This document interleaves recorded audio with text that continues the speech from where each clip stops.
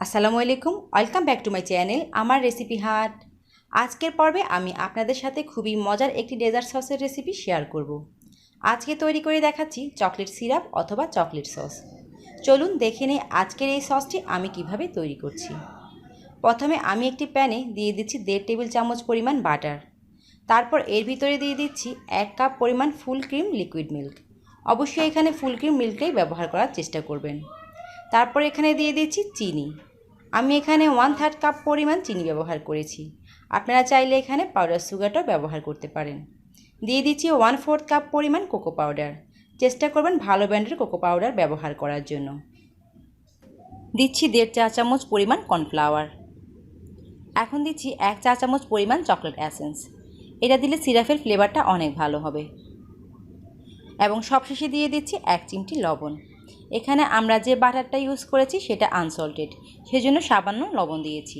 Butter যদি salted হয় তাহলে লবণ দেওয়ার প্রয়োজন নেই। এখন এই সবগুলোকে নেড়ে ভালোভাবে মিশিয়ে নিচ্ছি আর গ্যাসটা অন করে দিয়েছি। এখন চুলার আঁচটা লো মিডিয়াম হিটে দিয়ে এটাকে জাল করতে হবে। জাল করতে করতে দেখবেন একটা সময় এটাতে ভলক চলে এসেছে। তখনও কিন্তু এটাকে নাড়াতে হবে।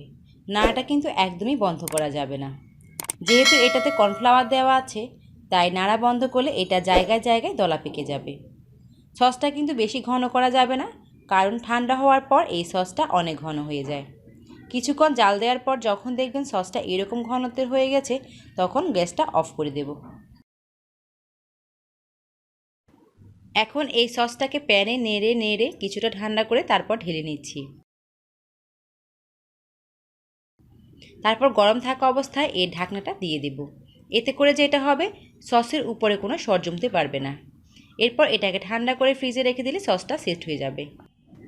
এখন এই সিরাপটা দিয়ে আপনি যে কোনো ধরনের আইসক্রিম, ফালুদা, মিল্কশেক অথবা হোক সেটা যে কোনো ধরনের কেক কিংবা আপনি যে কোনো ধরনের মিষ্টি আইটেম এটা দিয়ে সার্ভ করতে পারবেন। দেখতেই পাচ্ছেন এই সসটা আগের থেকে অনেকটা ঘন হয়ে গেছে।